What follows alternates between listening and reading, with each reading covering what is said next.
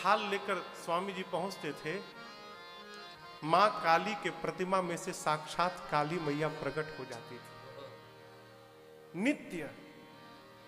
और बैठकर स्वामी जी बैठकर अपने हाथ से निवाला तोड़ तोड़ के और काली मैया को भोजन कराया करते थे, रोज कराया करते थे।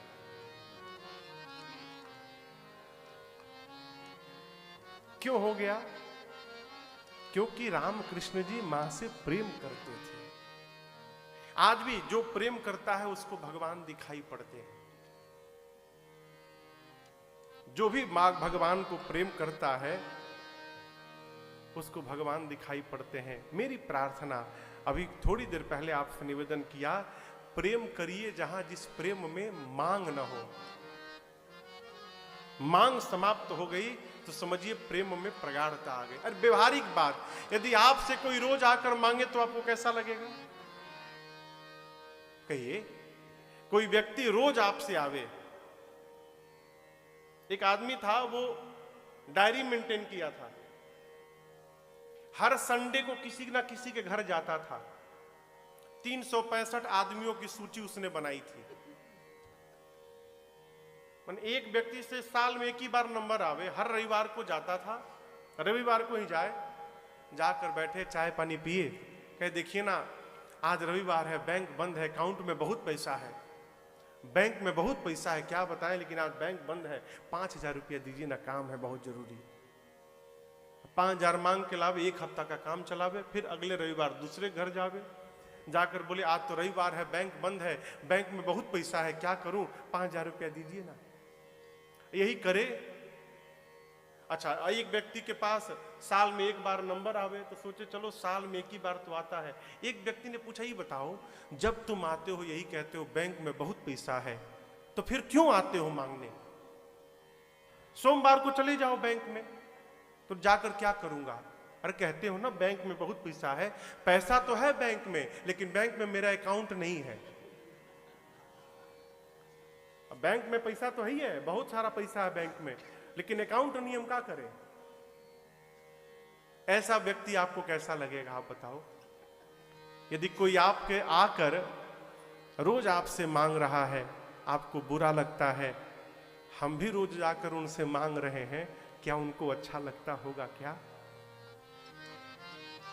देने वाले को आनंद तब आता है माई बाप, जब देने वाला देने लगता है और लेने वाला कहता है मुझे अब नहीं चाहिए, बहुत मिल गया। देने वाले को भी संतुष्टि मिलती है, जो केवट भैया ने किया। प्रेम बढ़ाइए, केवल प्रेम। मैं आपको एक भजन सुनाता हूं, हम लोग पहली बार इसको गा रहे हैं। जीवन में कैसे रहना है, साथ में आप लोग भी गाइएगा सुन सुनकर, ठीक ना?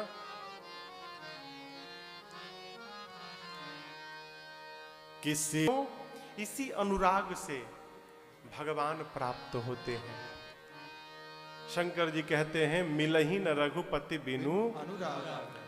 बाबा मैया से कहते देवी केवल और केवल भगवान के प्रेम के कारण, भगत प्रेम बस सगुण सोई, भगत प्रेम। शंकर भगवान कहते हैं पार्वती जी से देवी भगवान के स्वरूप के बारे में कोई नहीं जानता, न उनके आदि का पता है, न उनके मध्य का पता है, न भगवान के अंत का पता है। वेद अपने मति के अनुसार कहते हैं कि भगवान बिना पांव के चलते हैं, बिनु पद चलई सुनई बिनु काना, कर बिनु कर्म करई विधि नाना, आनन रहित सकल रस भोगी, बिनु बाणी बकता बड़ जोगी, तन बिनु परस नयन बिनु देखा, ग्रही घ्राण बिनु बास अशेषा, अस सब भांति अलौकिक करनी, महिमा जासु जाई नहीं। भगवान शंकर कहते हैं कि राम जी बिना पांव के चलते हैं, बिना कान के सुनते हैं, बिना आंख के देख लेते हैं। हाँ, आप जो सीसीटीवी लगाते हैं ना, वो बाहर गेट पर लगाते हैं, ड्राइंग में लगाते हैं, हॉल में लगाते हैं, गलियारे में लगाते हैं, छत पे लगाते हैं, पीछे लगाते हैं, लेकिन भगवान का सीसीटीवी 24 घंटा चालू है। आपका कैमरा लाइट जाने के बाद फुस हो जाएगा, लेकिन वहां ना नेटवर्क का प्रॉब्लम है, ना इलेक्ट्रिसिटी का प्रॉब्लम है? 24 घंटे घर के एक एक कोने में सीसीटीवी लगा है। वो उसकी तेज नजर से बंदे कोई नहीं बच पाता, इसलिए उजैन बिनु देखा, बिना शरीर सबको स्पर्श करते हैं। देखिए भगवान में कितने अक्षर हैं? हाँ कहिए। 4, मात्रा लेकर 5, भ ग वो आ 9, यही ना। भ से भूमि, भ से भूमि, ग से गगन आकाश, व से वायु हवा, वो में आ की मात्रा, आ से अग्नि आग, क्या बचा? न से नीर, नीर यानी पानी। यही 5 तत्व हैं, इनको पंचभूत कहा गया। आकाश, हवा, धरती, अग्नि और पानी, इन 5 पर जिसका नियंत्रण है उस सत्ता का नाम है भगवान। वही भगवान है। आपको हवा स्पर्श कर रही है, ये भगवान का स्पर्श है, अनुभव करिए। आपके पांव के नीचे धरती का स्पर्श है, ये भगवान का स्पर्श है, अनुभव करिए। हमारे दुख का कारण क्या है? हम भगवान के शरण में हमको दिखाई नहीं पड़ता कि भगवान कहां है। कहां है भगवान? भगवान के बारे में शंकर जी कहते हैं, बिना पांव के चलते हैं, बिना नासिका के सुगंध लेते हैं, बिना आंख के देखते हैं, बिना कान सुनते हैं, बिना मुख भोजन करते हैं, बिना जिह्वा के सबसे बड़े वक्ता हैं। ऐसा जिनके बारे में वेद बताते हैं, देवी ये मेरे वही प्रभु राम हैं जिनके नाम का स्मरण करके काशी में मरने वाले जीव मात्र को मैं मुक्त करता हूं। काशी की महिमा नहीं है, भगवान के नाम की महिमा है। काशी में आपको बताऊं, अब यहां का तो मुझे पता नहीं, हमारे पूर्वांचल में पहले जो बुजुर्ग लोग होते थे, मरने के पहले 5 महीना 6 महीना लगता था कि अब नहीं बचेंगे, जाकर काशी में रहते थे। घर वाले ले जाकर वहां महीनों रहते थे, प्राण निकलने तक रहते थे। क्यों? काशी की महिमा है। काशी में प्राण निकल जाए ना तो शंकर भगवान कान में राम बोल के और उस जीव को आवागमन से मुक्त कर देते हैं। ये काशी की महिमा है। भगवान शंकर कहते हैं, बिना मन से जो एक बार राम कह देता है, बिना मन से, बिना मन से समझते हैं, रास्ते में चल रहे हैं, कोई दिखाई पड़ गया, कोई गिर गया, हरे राम राम राम राम राम राम राम, ऐसे भी कोई राम बोल दे, उसके जीवन के करोड़ों जन्म के पाप जलकर भस्म हो जाते हैं। बिना मन से। और जो प्रेम से भगवान के नाम का जप करता है, वो इस भव सागर को कैसे पार कर जाता है उसे पता ही नहीं चलता है। ये नाम की महिमा बताई। पार्वती मैया बाबा के चरणों में बारंबार प्रणाम करती हैं, कहती है, प्रभु ये राम जी मनुष्य शरीर में क्यों आए? भगवान शंकर कहते हैं, देवी जो कारण मुझे समझ में आया भगवान के मनुष्य शरीर धारण करने का, वो मेरे अनुसार जब जब होई धर्म के हानि, बाढ़हि असुर अधम अभिमानी, करहि अनीति जाई नहीं परनी, सीधहि वीर व्रत धेनु सुर धरनी, तब तब प्रभु धरि विविध शरीरा, हरहि कृपा निधि सजन तीरा, तब तब प्रभु धरि विविध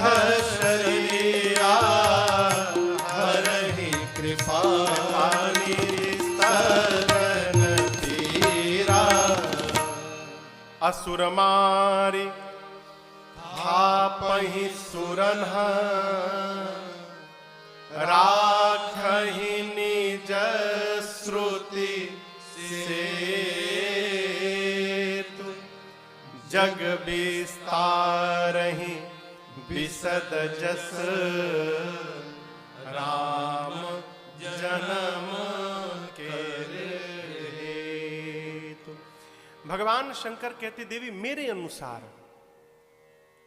इससे पहले मैं आपसे एक बात कहूं, देखिए आप लोग भक्त हैं, आप लोग जितने निष्ठा से बैठकर कथा श्रवण कर रहे हैं आप भक्त हैं। भक्त को जीवन में कभी भी कोई कुतर्क करने आ जाए ना तो उससे दूर भागना चाहिए। संसार के विषय में तर्क तो चल सकता है लेकिन भगवान के विषय में तर्क नहीं चल सकता। बात समझ में आ रही है आपको? तर्क करने वाले ऐसी ऐसी बात कह देते हैं ना कि विश्वास डोलने लगता है। उनका काम ही है ऐसा। ऐसे कोई व्यक्ति आवे ना तो पहले ही अपना पराजय स्वीकार कर लीजिए। देखिए भाई, हमको आपसे कुतर्क तर्क नहीं करना है, हम अपनी निष्ठा में अडिग हैं। आपन तीर्थ संहारो, आपो जाओ दूसरा कोई देखो, हमसे बात मत करो। क्यों सुनना, क्यों सुनना? एक आदमी था, वो मंदिर जा रहा था दिया जला के। दिया होता ना दीपक, दीपक जला के मंदिर जा रहा था। तब तक के कुतर्की आ गया, बोला रुको रुको रुको, कहां जा रहे हो? तो जो दिया लिया था समझ गया तो कुतर्की है, अब फंसाएगा मुझे। कहां जा रहे हो? मंदिर जा रहा हूं। क्या करने? भगवान की आरती उतारने। अच्छा दिया लिए हो? हाँ ठीक ठीक। अच्छा चलो आरती बाद में उतारना, पहले बताओ इस दिए में ये आग आया कहां से? ये जो लौ जल रही है ये दिए में, ये लौ कहां से आई? अब वो सोचा कि ये तो कुतर्की है, शुरू कर दिया कुतर्क। यदि कहूंगा माचिस से तो पूछेगा माचिस में कहां से आई? वो बोला जब तक तुम जवाब नहीं दोगे मैं तुमको जाने नहीं दूंगा। अब बड़ा चक्कर में देखा कि नहीं मानेगा तो उसने क्या किया, जो दिया लिया था, दिया ऐसे हाथ में लिया था, बुझा दिया। बोला ये क्या किए? बोले क्या किया छोड़ो, तुम बताओ ये लौ कहां चली गई? अब ये फंसाया उसको, तुम ये बताओ ये लौ कहां चली गई? अब वो फंसा, क्या बोले कहां चली गई? इसने कहा तुमने पूछा था ना कि ये कहां से आई थी, उत्तर सुनो, जहां चली गई है वहीं से आई थी। कहने का अर्थ है तर्क करने वाले आपको फंसाने के लिए हर जगह खड़े हैं, आपको फंसना नहीं है। शंकर जी स्पष्ट कह दिए हैं, राम अतर्क्य बुद्धि मन बानी। राम जी बुद्धि से, मन से और वाणी से तर्क करने से परे हैं, अतर्क्य।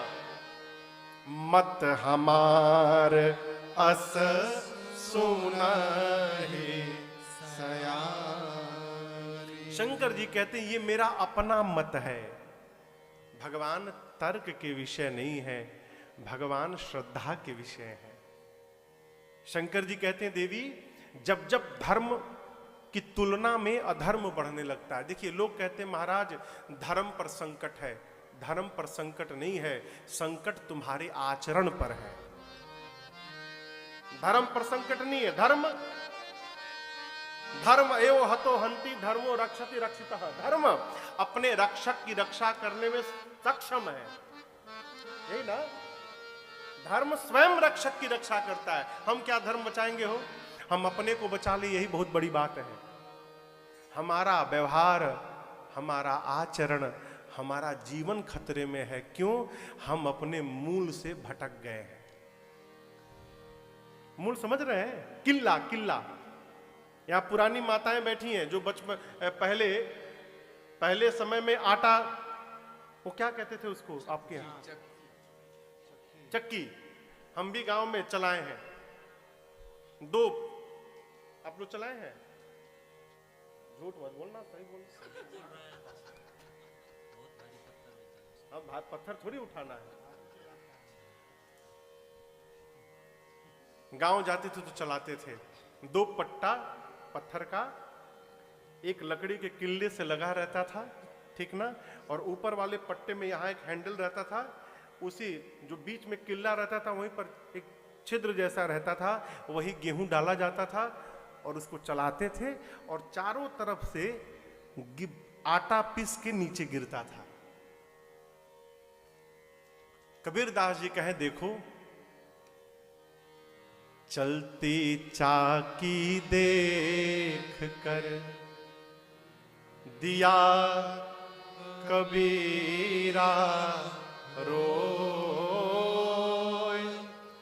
दुई पाटन के बीच में साबुत बचा न को। कबीरदास जी कहते हैं देखो ये चक्की चल रही है, 2 पट्टे हैं, इन 2 पट्टों के बीच में जो गया पिस गया, साबुत कोई नहीं बचा। ये 2 पट्टे क्या है? जन्म मृत्यु, दिन रात। इस पट्टे के भीतर जो भी गया है वो पिस गया। कबीरदास का बेटा था कमाल, उनसे भी एक कदम आगे था। बोला पिताजी आप जो बोल रहे हैं वो पूर्ण सत्य नहीं है। हाँ ये है कि साबुत नहीं बच रहे हैं, लेकिन कोई नहीं बचा, ये सत्य नहीं है। आप ध्यान से देखिए तो उस 2 पट्टों के बीच में भी आपको साबुत मिलेगा। कौन? जो किले से लगा हुआ है, किले के पास सटा है, ये 2 पट्टे उसका बाल बांका भी बिगाड़ नहीं पाए। वो किला क्या है? वही हमारी सनातन संस्कृति है, वही हमारा धर्म है, वही हमारे भगवान है। जो इस भगवान से, इस धर्म के रूपी किले से सटा हुआ है, ये 2 पाटे उसके जीवन का कुछ बिगाड़ने वाले नहीं। धर्म न कोई घटा सकता है, न धर्म कोई बढ़ा सकता है। धर्म कांस्टेंट है, यूनिवर्सल कांस्टेंट है। क्या? धर्म। हाँ अब समझिएगा, धर्म लोग कहते हैं घट गया, घटा नहीं। ये दोनों माइक दिख रहे हैं आप? दोनों बराबर है ना? बराबर है ना? ये धर्म है, ये अधर्म है, दोनों बराबर है। अब देखिए क्या लग रहा है? धर्म छोटा हो गया। धर्म छोटा नहीं भैया, धर्म जहां था वहीं पर बैठा है। अधर्म बढ़ गया। अधर्म बढ़ जाता है तो ऐसा लगता है मानो धर्म छोटा हो गया। धर्म छोटा वोटा नहीं होता, धर्म जहां है वहीं खड़ा है। ये अधर्म बढ़ता है, पापी अधम असुर बढ़ते हैं, अभिमानी असुर बढ़ते हैं, बढ़कर पृथ्वी पर, गौ माता पर, देवताओं पर, भक्तों पर, संतों पर इतना अत्याचार करते हैं कि धरती अकुला जाती है। और तब प्रभु धरी विविधा शरीर आते हैं, हरहि कृपा निधि सज्जन पीरा। तब भगवान विविध रूप धारण करके आते हैं, सज्जनों की पीड़ा का हरण करते हैं। शंकर भगवान कहते हैं देवी राम जी के जन्म के कई कारण, मैं आपको 2-4 कारण सुनाता हूं। सबसे पहला कारण बताया, भगवान श्रीहरि के द्वार पर 2 द्वारपाल थे, जय और विजय। ये भगवान के द्वारपाल थे। एक बार सनकादिक ऋषि चारों भाई भगवान से मिलने गए। द्वारपालों ने कहा आप भीतर नहीं जा सकते, प्रवेश किसी का भी वर्जित है। सनकादिक ऋषियों ने कहा भगवत दर्शन में विघ्न बनते हो, जानते नहीं हो। जय विजय ने कहा जानते हैं तभी तो रोक रहे हैं। अरे इतना बड़ा अपराध! आया क्रोध निकाले, कमंडलू से जल श्राप दे दिया। भगवत दर्शन में विघ्न करते हो, जाओ तुम दोनों असुर हो जाओ। भगवान दौड़कर बाहर आए, क्षमा करिए मेरे द्वारपाल हैं। द्वारपाल, आपके दर्शन में विघ्न उत्पन्न किया, असुर तो बनना ही पड़ेगा। और मैंने 3 बार कहा जाने दो, तीनों बार इन्होंने मना किया। प्रभु 1 बार नहीं 3 बार असुर बनना पड़ेगा। और जब जब ये असुर बनेंगे तब तब आपको भी जाना पड़ेगा। क्यों? सेवक तो आप ही के हैं, आप ही जाकर इन दोनों को शरीर से मुक्त करेंगे। वही जय विजय पहला शरीर धारण किए सतयुग में हिरण्याक्ष और हिरण्यकश्यप के रूप में आए। तो हिरण्याक्ष के लिए भगवान वराह बनकर अवतार लिए और हिरण्यकश्यप के लिए आप सब जानते हैं भगवान नरसिंह बनकर आए। जय विजय का दूसरा जन्म त्रेता में रावण कुंभकर्ण के रूप में भया, जिनके लिए भगवान राम बनकर आए। और वही जय विजय का तीसरा जन्म अंतिम जन्म द्वापर में शिशुपाल और दंत वक्र के रूप में भया, जिनके लिए भगवान कृष्ण बनकर अवतार लिए। ये राम जी के जन्म का पहला कारण। दूसरे कारण में ये जो तुलसी मैया आप देख रहे हैं ना, तुलसी मैया, ये तुलसी मैया ने भगवान को शाप दिया। पिछले जन्म में इनका नाम था वृंदा, परम सती असुराधिप नारी। परम सती थी वृंदा, भगवान की भक्त थी और असुरों के राजा जलंधर की पत्नी थी। असुर कुल में जन्म था, लेकिन भगवान के चरणों में निष्ठा थी, अपने पति के चरणों में निष्ठावान थी। वृंदा के सतीत्व के बल के कारण जलंधर को युद्ध में कोई परास्त नहीं कर पाया, यहां तक कि भगवान शंकर भी नहीं मार पाए उसे। सब देवता देखे कि ये किसी के मारने से मर ही नहीं रहा है। देवता पहुंचे भगवान नारायण के पास, जाकर कहे प्रभु आप कुछ उपाय करिए, मर ही नहीं रहा है वो। भगवान ने कहा आप लोग जाइए युद्ध की घोषणा करिए। युद्ध का टंकार बजा।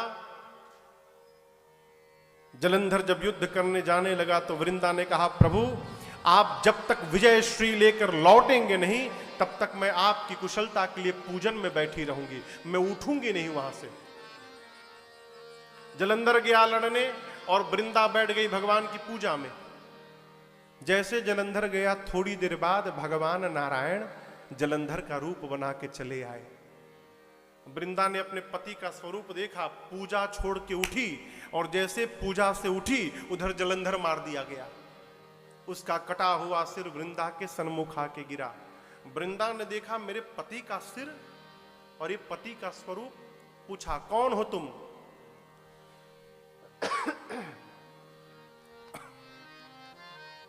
भगवान अपने स्वरूप में प्रकट भय। वृंदा ने देखा, कांप गई, बोली भगवान होकर आपने मेरे साथ छल किया, श्राप देती हूं। आज जिस प्रकार छल करके आपने मेरे पति को मेरे से दूर किया, एक दिन यही मेरा पति छल करेगा और आपकी पत्नी को आपसे दूर करेगा। भगवान होकर आपने जड़वत व्यवहार किया। वृंदा ने दूसरा श्राप दिया और उसी समय भगवान को पत्थर का बना दिया। उसी समय भगवान शालीग्राम भगवान बन गए। भगवान शालीग्राम जी के रूप में आए, हाहाकार मच गया। सारे देवता, ब्रह्मा जी, शंकर जी, लक्ष्मी सब आकर वृंदा से प्रार्थना करने लगे, सृष्टि समाप्त हो जाएगी। भगवान पत्थर हो गए। वृंदा ने भगवान को पुनः पहले जैसा बनाया और उसके बाद अपने दाहिने पांव के अंगुष्ठ से योगाग्नि को प्रज्वलित कराया और भगवान के सन्मुख ही अपने आप को जलाकर भस्म कर दिया। वृंदा के शरीर के राख से ये तुलसी जी का विरवा निकला। तुलसी जी का पौधा उन्हीं वृंदा के शरीर के राख से निकला। तब भगवान श्री हरि ने कहा आज के बाद मेरा एक स्वरूप शालीग्राम का रहेगा और शालीग्राम जी का विवाह अब आज से तुलसी जी के साथ किया जाएगा। भगवान के ही श्रीमुख वचन थे, जब तक मेरे भोजन में, भोग में तुलसी दल नहीं पड़ेगा आज के बाद मैं कोई भी भोग स्वीकार करने वाला नहीं हूं। ये राम जी के जन्म का दूसरा कारण। तीसरा कारण सुनिए। तीसरे कारण में नारद जी ने भगवान को श्राप दे दिया। आप दर्शन करिए, दो कारण शंकर भगवान जब सुनाए जय विजय और जलंधर का, तो थोड़ा विस्तार किए, ठीक ना, थोड़ी कहानी सुनाए। तीसरा कारण जब नारद जी का सुनाने गए तो बाबा कोई विस्तार नहीं कि एक चौपाई में सुना दिए। नारद श्राप दीन एक बारा कलप एक तेहि लगी अवतार। शंकर भगवान बोले पार्वती जी, दो कारण सुना, अपने तीसरे कारण में नारद जी ने एक बार भगवान को श्राप दे दिया, जिसके कारण भगवान को मनुष्य रूप धारण करना पड़ा। ये तीसरा कारण। अब चौथा कारण। मां बोली रुकिए, क्या कहा नारद जी ने? नारद जी भगवान के भक्त हैं, ज्ञानी हैं, नारद जी ने कैसे श्राप दे दिया? अवश्य भगवान ऐसा कोई काम किए होंगे कि मेरे गुरु जी को श्राप देना पड़ा। ये देखिए गुरु निष्ठा। पार्वती जी के गुरु हैं नारद जी। आप गुरु भक्ति का दर्शन करिए। पार्वती जी कहती हैं कि मेरे गुरु जी का अपराध नहीं हो सकता है, अवश्य भगवान ने ही ऐसा कोई काम किया होगा कि विवश होकर मेरे गुरुदेव को श्राप देना पड़ गया। कहिए, का अपराध रमापति की। भगवान ने कौन सा अपराध कर दिया? मेरे गुरु जी तो ज्ञानी हैं। जैसे पार्वती जी ने ये कहा कि गुरु जी ज्ञानी हैं, भगवान शंकर मुस्कुरा दिए। बोले बिहसी महेश तब ज्ञानी मूढ़ न कोई। जेहि जस रघुपति करहि जब सो तस तेहि क्षण हो। बाबा कहते हैं देवी, धरती पर न कोई ज्ञानी है न कोई मूढ़ है। भगवान जिसको जिस समय ज्ञानी बना देते हैं वो ज्ञानी बन जाता है, अब भगवान जिस समय जिसको मूढ़ बना देते हैं वो मूढ़ बन जाता है। जीव न ज्ञानी है न मूढ़ है। आपने कहा कि क्यों नारद जी ने श्राप दिया? समन करिए। एक बार नारद जी हिमालय में एक आश्रम में तपस्या में बैठे, भगवान के ध्यान में बैठ गए। आप में से कोई किसी पद वद पर नहीं बैठा है ना? कोई राजनेता या नहीं है ना? हाँ, क्यों पूछ रहा हूं? कुर्सी पर बैठा हुआ आदमी केवल अपने कुर्सी के बारे में सोचता है, मेरी कुर्सी न चली जाए। नारद जी तपस्या में बैठे, इंद्र के आसन पर बैठे। इंद्र तपस्या देख के डर गए। क्यों? कहीं नारद जी तपस्या करके मेरी कुर्सी मांग लिए तो कुर्सी तो चली जाएगी। यहां तो गोस्वामी जी ने बहुत कड़वा लिखा, उसको हम कहेंगे नहीं आपसे। नारद जी की तपस्या तोड़ने के लिए इंद्र ने कामदेव को भेजा, जाइए तोड़ दीजिए। लेकिन आप बताओ, जिसको जो भगवान के ध्यान में बैठा है, ये कामदेव उसकी तपस्या तोड़ेंगे? हमारे पूज्य महाराज से एक भजन गाते हैं,